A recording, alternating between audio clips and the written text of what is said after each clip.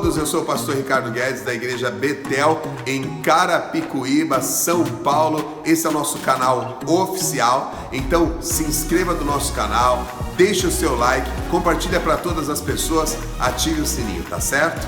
Vamos lá, vamos assistir o culto? Mais uma vez, boa noite, irmãos, amém? Amém. Que a paz do nosso bom Deus possa reinar em cada coração. Romanos, capítulo de número 7 da palavra. Quero que você redobre a sua atenção nesta mensagem.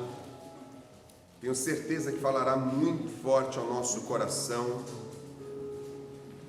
Romanos, capítulo de número 7 da palavra de Deus. E o verso de número 5 e 6. Romanos, capítulo de número 7, versos 5 e 6 diz: quantos puderam achar, digam amém. Amém. Diz assim, porque quando estávamos na carne, as paixões dos pecados, que são pela lei, operavam em nossos membros para darem fruto para a morte. Repete comigo assim: operavam em nossos membros para darem fruto para a morte. Agora ouça o verso 6. Mas agora estamos livres da lei, pois morremos para aquilo em que estávamos retidos, para que sirvamos em novidade de espírito e não na velhice da letra. Amém? Feche os seus olhos. Deus, fala ao nosso coração essa noite por intermédio da sua doce, majestosa e poderosa palavra. O coração dos teus filhos que aqui estão, o coração daqueles que estão nos assistindo, ó Pai, que a tua presença, o mesmo Deus que está aqui, acabamos de louvar isso, está lá, está em todos os lugares. Deus, como é bom poder estar na tua casa, na tua presença, nos teus átrios, em nome de Jesus. Diga amém. Amém. Irmãos, eu quero que você redobre a atenção nesta palavra, nesta noite. Falou muito ao nosso coração pela manhã, e eu tenho certeza que vai falar grandiosamente ao teu coração nesta noite. Quando nós abrimos a Bíblia, nós nos deparamos com uma palavra chamada Evangelho, ou os Evangelhos, que significa os Evangelhos que estão reunidos nesta palavra. E a palavra Evangelho é muito linda, é muito forte, porque essa palavra Evangelho significa boas novas, significa boas notícias, significa boas notícias de Deus para nós, boas novas de Deus para nós. Então, quando entendemos e começamos a entender isso, nós vamos entender o porquê Cristo, o porquê Jesus, ele vai deixar toda a sua glória no céu, toda a adoração que ele tinha, tudo aquilo que aonde ele reinava, para poder se fazer carne, para poder habitar entre nós, para poder estar conosco aqui e nos trazer a mais linda de todas as notícias, a mais bela e a mais maravilhosa de todas as notícias, porque ele veio relatar e dizer que o seu evangelho é salvação para aqueles que creem no seu nome, para aqueles que creem no Senhor. E esse evangelho, que é salvação para todas as pessoas, ela não vai ser endereçada apenas para um homem, para uma mulher, para um ser, para alguém, mas esta palavra, ela vai ser endereçada para todos os corações que têm a oportunidade de ouvir e que têm a oportunidade de crer no evangelho. O Evangelho, ele é uma boa notícia agora, endereçada a todos os homens, sem exceção alguma, homens pecadores e homens e mulheres, todos que estavam simplesmente condenados à perdição eterna, que estavam simplesmente longe da salvação e da glória de Deus. E Deus agora, por amor, Ele vai providenciar o seu filho, o seu servo, e esse filho vai trazer a mais linda de todas as boas notícias, chamada Evangelho, boas novas, para falar para mim e para você que há salvação para aquele que crê no nome do Senhor. E aí a palavra vai relatar da seguinte maneira em João, não precisa abrir, 3,16, talvez um dos mais lindos versículos da Bíblia, porque Deus amou o mundo de tal maneira que entregou o seu único filho, para que todo aquele que nele crê não pereça, mas tenha a vida eterna. Olha só, o Senhor vai entregar o Filho unigênito, o único Filho, para que todo aquele que nele crê não pereça, não morra, não padeça, não seja condenado ao inferno, lançado à morte, mas para que essa tenha a oportunidade de salvação. A mais bela de todas as coisas que nós temos na vida é esta palavra chamada Evangelho. Essa boa notícia chegou ao meu coração, chegou ao seu coração, e nós podemos proclamar isso para todas as pessoas na face da terra, para a glória de Deus. Eu quero trazer aqui nesta noite, irmãos, e o tema da nossa mensagem é esse, o poder do Evangelho. Eu quero trazer ao teu coração aqui 4 pessoas que foram exemplos de homens pecadores, de mulheres pecadoras, mas que ao se deparar com esta boa notícia, ao se deparar com este Evangelho, essas pessoas então têm a sua vida mudada, transformada, têm a sua vida totalmente modificada pelo poder do Evangelho de Jesus. E o primeiro personagem que eu quero dividir com você é uma mulher que, segundo a Bíblia Sagrada e a Palavra de Deus, habitava nela 7 demônios. Não vai dar, a Bíblia não vai dizer tantas coisas sobre ela, mas eu tento imaginar aqui na minha mente como esta mulher, que 7 demônios acompanham a vida dela, não tinha a sua vida. Alguns relatos dizem que ela era uma prostituta, a Bíblia não confirma isso. Há outros relatos falam tantas outras coisas, mas o que a Bíblia diz é que esta mulher chamada Maria, habitava nela 7 demônios, e conhecida para nós como Maria Madalena, porque talvez, ou melhor, ela era de Magdala e por causa disso era conhecido por esse nome. Essa mulher que habitava nela 7 demônios, imagina como não era a vida dela. Imagina como não era a luta dela, imagina como não era a sua história nesta terra, até que o Evangelho de Jesus, esta boa notícia de salvação, vai chegar ao seu coração, até que esse Evangelho, essas boas novas, essa notícia maravilhosa do céu, vai olhar para esta mulher e vai alcançar a vida dela. E a palavra de Deus vai relatar que o Evangelho do Senhor, o poder de Deus, o nome de Jesus, vai libertar esta mulher de 7 demônios. Esta mulher, ela fica livre agora e a vida dela é transformada. A Bíblia fala que de uma mulher pecadora, ela se torna uma discípula, ela se torna uma seguidora do Mestre, uma mulher que de imediato ela fez bem ao ministério de Jesus aqui nesta terra, servindo ao Senhor com os seus bens, em toda a sua história, até o final, até a morte e até a ressurreição do Mestre. Lá estava Maria aos pés do Senhor, acompanhando tudo e todas as coisas. Viu o Senhor morrer, viu o Senhor ser sepultado, mas também viu o Senhor ressurreto para a glória de Deus. O que dizer de um outro personagem chamado ou conhecido como o endemoniado gadareno?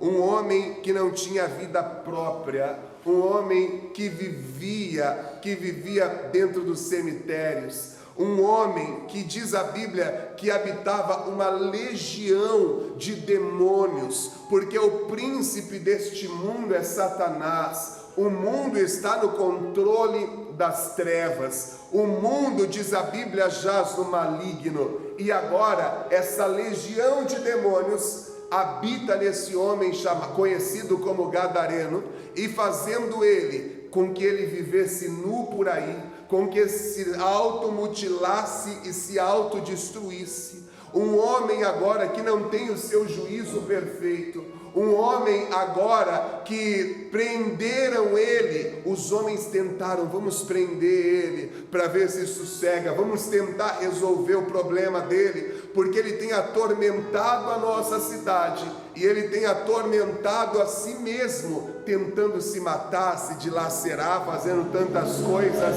As pessoas tentaram prender com correntes, tentaram prender com aguilhões, tentaram o ser humano solucionar o problema dele, mas sem nenhum sucesso. Até porque Satanás é muito mais forte do que qualquer ser humano, do que qualquer ideia humana, e Satanás agora destruía, desfazia todos os grilhões, tirava e arrancava todas as correntes, diz a palavra de Deus. Dá para imaginar a vida deste homem? É como quando passamos pelo meio da rua e vemos algumas pessoas totalmente fora do seu juízo. É quando enxergamos algumas pessoas totalmente imundas, às vezes nu, às vezes não tem vergonha alguma, e nós vemos uma obra diabólica, demoníaca. Eu tento entrar na história, e não precisamos ir longe não, na nossa cidade ou em qualquer cidade, vamos encontrar pessoas assim, dominadas pelo diabo, dominadas por demônio, que não estão no seu juízo perfeito, que andam por ali como doido varrido, como maluco, fora do seu juízo, fazendo muitas coisas. Nós vamos encontrar pessoas assim, como nós encontramos esse gadareno. Mas o Senhor, que tem misericórdia de cada um de nós e dessas pessoas que também estão perdidas, o Senhor olha para os seus discípulos e fala: vamos entrar no barco e atravessar o outro lado. Eles entram no barco, atravessam, enfrentam uma grande tempestade por amor a uma alma, por amor a uma vida. Olha só, o Senhor enfrenta tamanha tempestade com os seus discípulos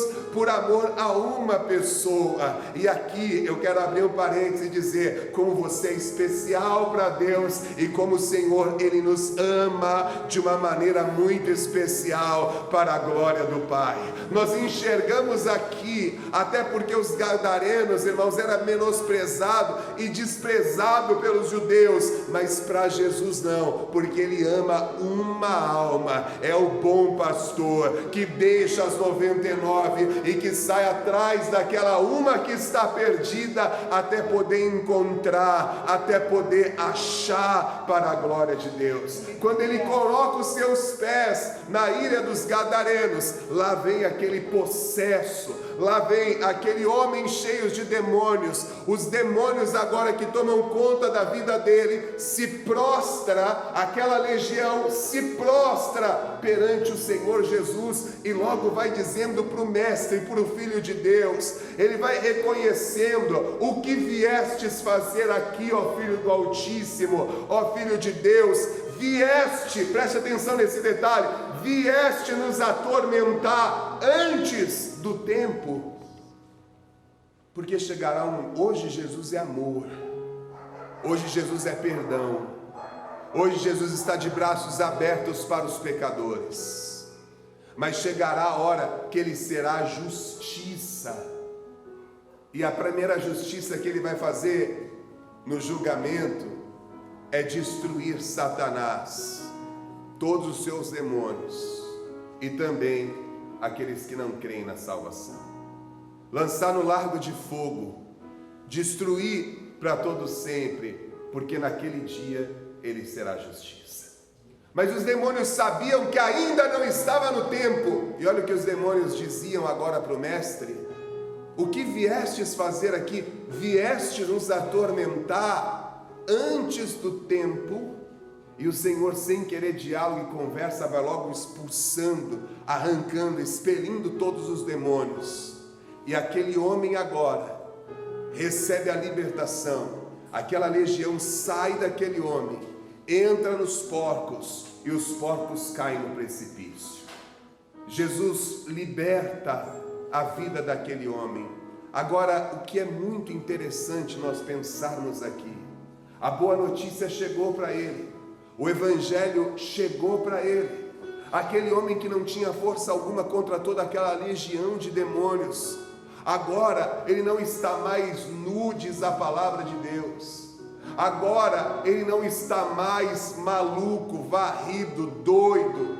Agora ele está vestido. Agora ele está no seu perfeito juízo. Agora ele não está mais por aí como um maluco. Agora ele está sentado aos pés de Jesus, ouvindo o evangelho da salvação para a glória de Deus. Aquele homem que outrora estava endemoniado, agora está recebendo a boa notícia, a salvação. Ainda que estava nas mãos do diabo ou de Satanás, Jesus tem poder para libertar e quebrar todas as correntes para a glória de Deus. Pode aplaudir aqui.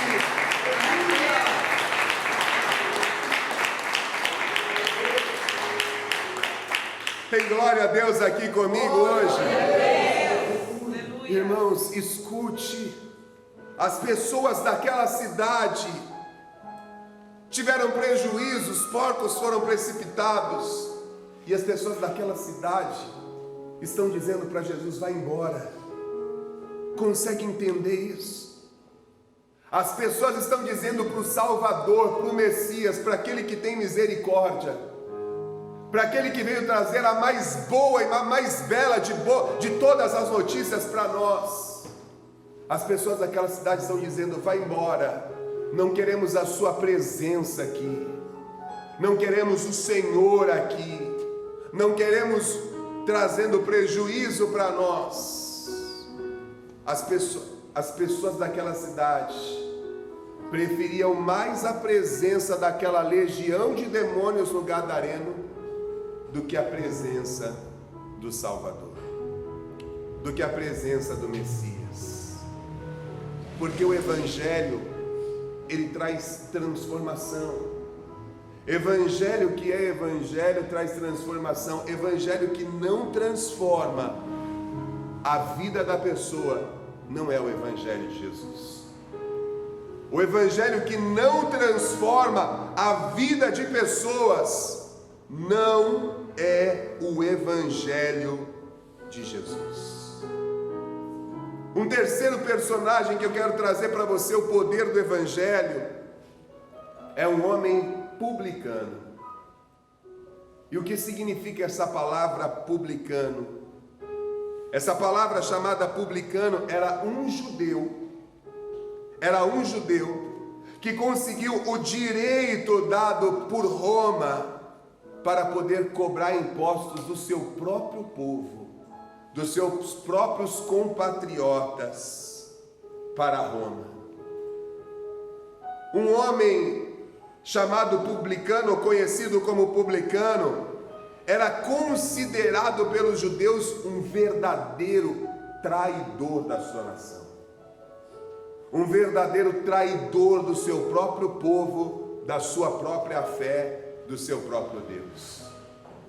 Os publicanos eram odiados porque geralmente um publicano cobrava muito mais impostos do que Roma queria, e em cima do seu próprio povo, esses publicanos enriqueciam ilicitamente. Por isso era odiado pelo seu próprio povo. Para os judeus, um publicano tinha os mesmos erros estava no mesmo nível do que uma prostituta, por exemplo. Um publicano estava no mesmo nível do que um ladrão. Era um traidor para a sua nação. E a Bíblia diz que Zaqueu, ele era chefe dos publicanos, chefe dos cobradores de impostos. Talvez Zaqueu cresceu ouvindo as leis de Moisés. Talvez Zaqueu cresceu ouvindo a respeito que o Messias viria, que o Evangelho, ou que as boas novas que o Messias traria, viria sobre esta terra. Mas ele preferiu o caminho mais fácil. Ele preferiu roubar, defraudar. Ele preferiu enriquecer à custa do seu próprio povo. Ele preferiu servir Roma do que acreditar e continuar acreditando em Deus. E a Bíblia vai falar o quanto esse homem era odiado. Aquele homem que era rico, mas que tinha um vazio dentro dele. Aquele homem que era rico, mas tinha uma falta dentro dele. Porque, irmãos, é tão bom. Porque não existe pessoas perfeitas, é ou não é? Se nós começarmos aqui a relatar os nossos problemas, todos nós, todos, independente da sua fé, do seu credo, todos nós teremos os nossos problemas para poder relatar, para poder dizer aqui. Mas é tão bom a gente ter paz. É tão bom saber que Deus está conosco em meio a qualquer crise que nós passarmos. É tão bom você confiar em Deus e saber que de Deus virá a sua provisão e que Ele não faltará e que Ele não nos desamparará, pois a nossa confiança está no Senhor. Aí olhamos para a palavra de Deus e a palavra de Deus fala: mas os que confiam no Senhor, os que acreditam no Senhor, os que colocam a sua fé no Senhor, serão como os montes de Sião, não se abalarão, mas vão permanecer para todo sempre, para a glória de Deus. É tão bom nós entendermos isso, porque eu fico imaginando quanto desesperador é para uma pessoa incrédula. O quão desesperador é quando as coisas saem do controle para aquele que pensa que só ele está no controle. Zaqueu, ele tinha uma falta terrível, um vazio no seu interior, no seu coração. Mas ele ouve que Jesus, o Messias, passaria por ali. Zaqueu não pensa duas vezes. Ele quer ver o Senhor. Ele quer contemplar o Messias. Ele quer enxergar aquela promessa que ele ouvia desde pequeno dos judeus, do seu povo. E agora ele sobe numa figueira brava. O mestre está passando, está vindo. Eu fico imaginando Zaqueu com seus olhos procurando ver quem era o Senhor agora, procurando tentar distinguir quem era Jesus, quem era o Messias, de quem aquela fama toda que percorria por todos os lugares, quem era o dono daquela fama. E diz a palavra de Deus que o mestre olha para a figueira brava e diz para ele: Zaqueu, desce depressa, porque hoje me convém pousar em sua casa. As pessoas estão lá fora reclamando, murmurando: quem é esse aí que diz ser o Messias, mas que está com um publicano, que se assenta com os pecadores, que se assenta com os traidores do nosso povo? Muitos dos judeus estão odiando Jesus por causa disso, mas Jesus está lá dentro da casa, a presença de Jesus está inundando aquele lugar. Zaqueu está quebrantando o seu coração, porque o Evangelho, a boa notícia, traz transformação. Zaqueu está dizendo para Jesus: Jesus, olha, a partir de hoje, metade do que eu tenho eu vou dar aos pobres, e do que me restar, a quem eu roubei, a quem eu defraudei, a quem eu tirei de uma forma ilícita, eu vou restituir segundo as leis de Moisés. A boa notícia, abre a sua boca agora para dizer: hoje chegou salvação nesta casa, porque este também é filho de Abraão, estava perdido, mas foi achado para a glória de Deus. Vamos aplaudir o Senhor bem forte nesta noite. Aleluia! Glória a Deus! Aquele que era odiado foi amado, e o Evangelho, as boas notícias, trouxe transformação. E o último personagem que eu quero dizer para você, e entro na mensagem e termino ela. O que dizer de um homem que era extremamente religioso? Um homem de Tarso, que vai estudar aos pés de Gamaliel, um grande mestre, que vai aprender rigidamente sobre o que era ser um fariseu. Saulo vai passar anos da sua vida estudando para ser um mestre, para ser um fariseu, para entender das leis de Moisés, para entender de toda a religiosidade, de toda a sua tradição, a tradição do seu povo, a tradição que ele acreditava ser certa. Anos da sua vida são para se tornar um grande fariseu. Saulo ainda era muito jovem, porque os mestres da época eram avançados em idade. Mas o que Saulo almejava dentro do seu coração era chegar em uma idade, poder abrir a boca nas sinagogas, aos sábados, nos lugares públicos, uma multidão se ajuntar para poder ouvir tamanha sabedoria como ele fazia com os mestres da época. Saulo é um defendedor da lei, um religioso. E Saulo vai buscar autorização para poder prender, para poder acabar com aquela nova religião que está se espalhando, conhecida como os nazarenos, ou o seguidor dos nazarenos, ou os seguidores do Nazareno. Ferrenho perseguidor da igreja de Cristo, um homem que prendia cristãos, um homem que obrigava os cristãos a blasfemar contra Jesus, um homem que açoitava cristãos, um homem que presenciava apedrejamentos em praça pública, um homem odioso para a igreja de Cristo, um homem temido para aqueles que querem servir a Jesus, um homem em que a sua fama de perseguidor, de ruindade se espalha a tal ponto das pessoas terem medo de Saulo, até que Jesus entra nesse combate, encontra ele no caminho de Damasco, e lá vem uma boa notícia dos céus: Saulo, Saulo, por que tu me persegues? Glória a Deus. Quem és tu, Jesus? Ou melhor, quem és tu a quem estou perseguindo? Eu sou Jesus, a quem tu me persegues.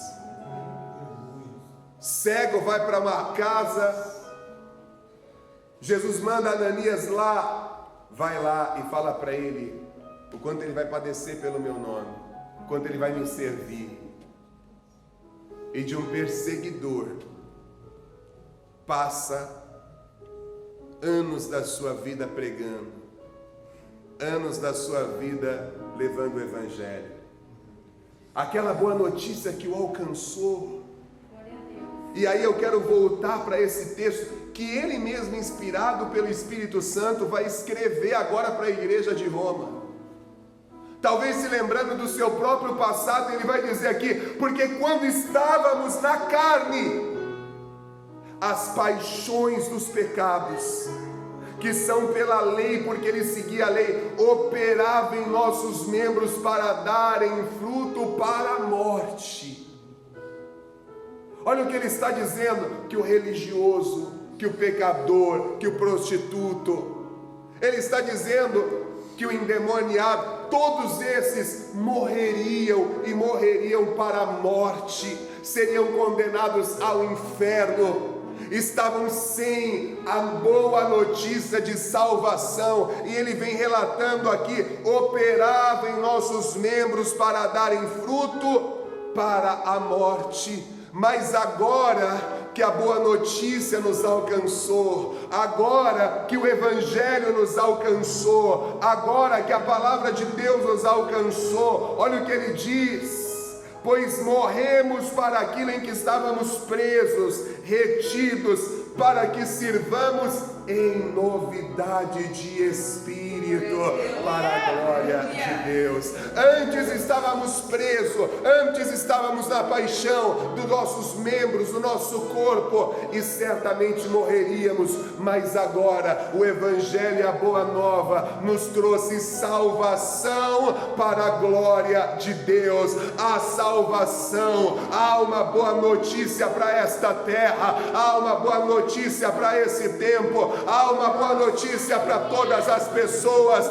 há uma boa notícia para aqueles que estão perdidos, há uma boa notícia para aquele que está nas mãos do diabo, há uma boa notícia para aqueles que estão em seus pecados, em sua religiosidade. Jesus é salvação da vida e da alma para a glória de Deus.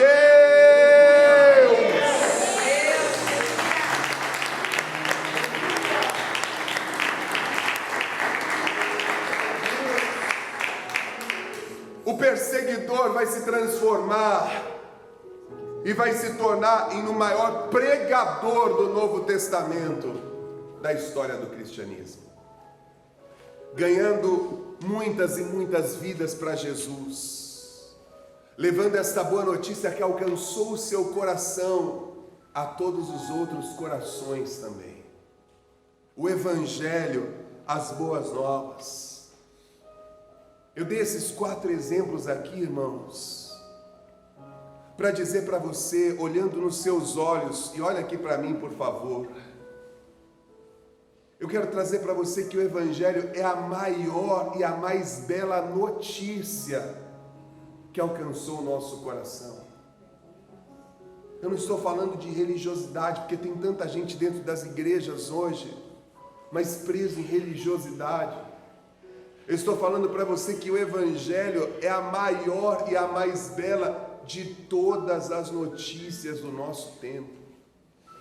Que o Evangelho, ele vai nos reconectar com Deus. Que o Evangelho vai nos conectar com o Senhor.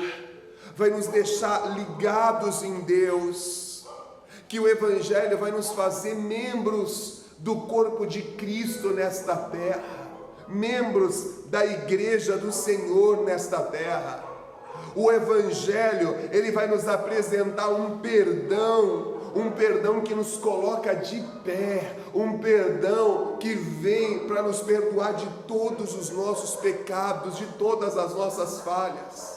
Esses dias ministrava uma pessoa e ela falava: olha, mas eu tenho dificuldade em perdoar, de perdoar. Eu falei: olha, quando as pessoas têm dificuldade de perdoar, é porque essa pessoa também tem dificuldade de entender o perdão que Deus tem para a vida dela.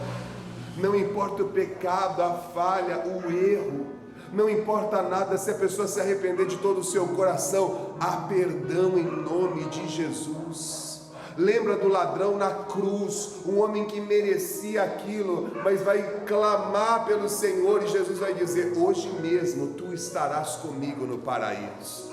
Irmãos, quem tem dificuldade de perdoar é porque tem dificuldade de entender que o Senhor o perdoou de todas as falhas e de todos os erros. Pedro, quando ele tinha essa dificuldade, ele olhou para o mestre e disse: mestre, quantas vezes eu precisarei perdoar o meu próximo? Até 7 vezes, quando ele errar comigo, quando ele falhar comigo, quando ele pisar na bola comigo. E aí, irmão, Jesus vai ensinar uma lição para ele, a mesma lição que o Pai tem conosco. Não, Pedro, mas 70 vezes 7. É como se Jesus estivesse falando: Pedro, da mesma forma que Deus faz conosco, da mesma forma que Deus faz com você, porque você erra, você pisa na bola, você falha, mas quando você se arrepende de todo o coração, Ele te perdoa de todos os seus pecados e não lembra mais das suas iniquidades. Ele deixa para trás todas as coisas e é poderoso para fazer uma vida nova para a glória de Deus. É da mesma forma, Pedro, que nós temos que se comportar nesta terra, da mesma maneira que Ele nos perdoou, nós precisamos perdoar também.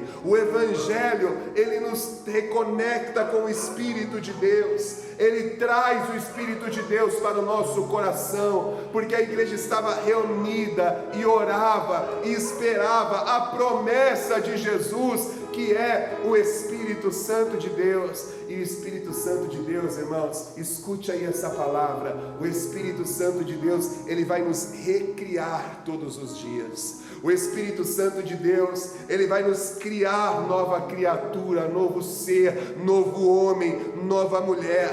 O Espírito Santo de Deus vai nos fazer mais parecidos com Jesus. Olha aí, receba essa palavra. O Espírito Santo de Deus vai nos despertar para novos prazeres. Antes nós tínhamos outros prazeres.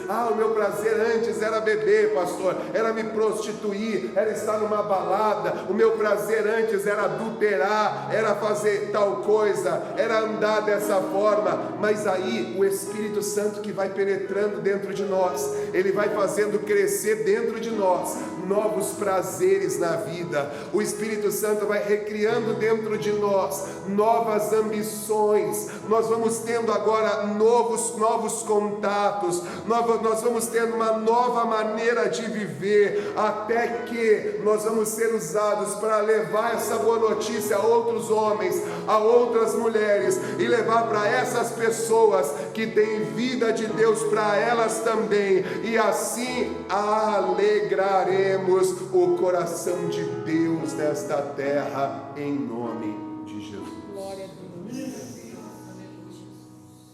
Quando a gente vai se entregando para o Evangelho, ele vai nos recriando, ele vai dando novos prazeres para nós, ele vai nos dando novas ambições de vida, novas ambições. Porque lembra, antes estávamos cegos, perdidos nos nossos próprios pecados, mas a luz do Evangelho de Cristo nos alcançou. Agora entenda que não há santificação sem esforço da nossa parte. Eu quero terminar e concluir essa mensagem. Já falei aqui que a maior de todas as notícias e a mais bela é o Evangelho. Já falei que o Evangelho muda, que o Evangelho transforma. Mas eu quero terminar para você dizendo que não há santificação sem esforço nosso. O que nos cabe fazer? O que é de nossa responsabilidade? Quando olhamos para a Bíblia, nós precisamos nos espelhar no que essas pessoas de fé faziam. Quando olhamos para a história de todos esses personagens que eu falei para você aqui hoje, de Maria Madalena, do endemoniado gadareno, de Zaqueu e de Saulo de Tarso, e poderíamos ficar a noite toda falando dos personagens da Bíblia. Nós precisamos olhar para eles e nos espelhar o que eles fizeram que agradaram a Deus, para que façamos também. E quando eu olho para essas histórias, eu vejo que o que nos cabe fazer, o que te cabe fazer, é orar. Se você quer que esse evangelho transforme você, sua vida, sua casa e tudo ao seu redor, o que te cabe fazer é orar. O que te cabe fazer é estudar a palavra de Deus. É examinar a palavra de Deus. O que nos cabe fazer quando eu olho para a Bíblia e eu preciso me espelhar nisso, é celebrar e cultuar e participar de cultos ao Senhor.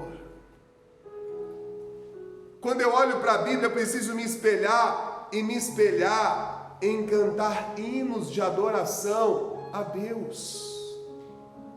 Se eu quero que o Evangelho transforme a minha vida, minha casa, meu lar, minha família e tudo ao meu redor, o que me cabe fazer é sentar à mesa de Cristo e participar do seu corpo e participar do seu sangue. O que me cabe fazer é criar hábitos santos na minha vida. E qual é o hábito que nós precisamos criar? Qual é o hábito santo que você precisa criar? O que me cabe fazer quando eu olho para a palavra de Deus é ler a biografia de servos de Deus. É entender o que na vida deles, como Ruth, como Davi, como Pedro e como tantos outros, é ler a biografia dessas pessoas e tentar entender o que eles fizeram e agradaram a Deus. O que nos cabe fazer é buscar comunhão com os meus irmãos na fé. Isso traz uma força tão grande quando eu busco comunhão com as pessoas de fé. É por isso que é importante. Busque comunhão com pessoas de fé. Existe um ditado que diz assim: me diga com quem tu andas. Como que é o final mesmo? Conhece, né? Me diga com quem tu andas, eu te direi quem és. Então, eu preciso, quando eu olho para a palavra de Deus, buscar comunhão com pessoas que estão na mesma fé que eu. E às vezes nós vemos isso pouco na vida de pessoas que se fecham na vida delas mesmas. Pensa que ela é uma ilha e não entra mais ninguém, só ela e Jesus. Precisamos buscar pessoas na mesma fé que nós, caminhar com essas pessoas, andar com essas pessoas, porque é aí que aprendemos, é aí que temos comunhão. Ah, pastor, mas eu já andei com pessoas na presença de Deus, na igreja, me chateei, olha, fiquei bravo, fulano me fez mal. Mas é isso que é a igreja, irmão. Você não aprende sobre perdão, sim ou não? Sim. Você não aprende sobre amor, sim ou não? Sim. Você não aprende sobre longanimidade, sim ou não? Sim. Sobre misericórdia, sim ou não? Sim. E sabe onde é que você precisa começar a praticar isso? É na igreja. Precisamos de longanimidade para aguentar uns irmãos? Tem gente que é bênção, mas tem gente que é só Jesus, é ou não é? Mas é a hora da gente colocar aquilo que a Bíblia nos ensinou em prática. Ah, pastor, fui traído dentro da igreja. É hora de colocar o perdão em prática, aquilo que aprendemos. O que nós aprendemos no Evangelho, nós começamos a colocar em prática dentro da presença de Deus. Quando eu olho para essa palavra, eu preciso entender que eu preciso parar e meditar o quão bela é a vida cristã. O quão bela é. Medita nisso. Medita o que Deus espera de um marido cristão. Medita no que Deus espera de uma esposa cristã. Medita no que Deus espera de um filho cristão. Medita no que Deus espera de um pai. Como que é a vida e como ela é bela de um funcionário cristão, de um patrão cristão. Nós precisamos parar e meditar nisso, porque é isso que Deus espera de nós. Isso nos cabe nós fazer, nós batalhar pela fé que uma vez foi dada aos cristãos. Amém? O Evangelho é a maior e a mais bela de todas as notícias. Mas faça a sua parte, e esse Evangelho transformará a sua vida, sua casa, sua família e todos que chegarem ao seu redor, para a glória de Deus. Amém? Vamos aplaudir a Jesus.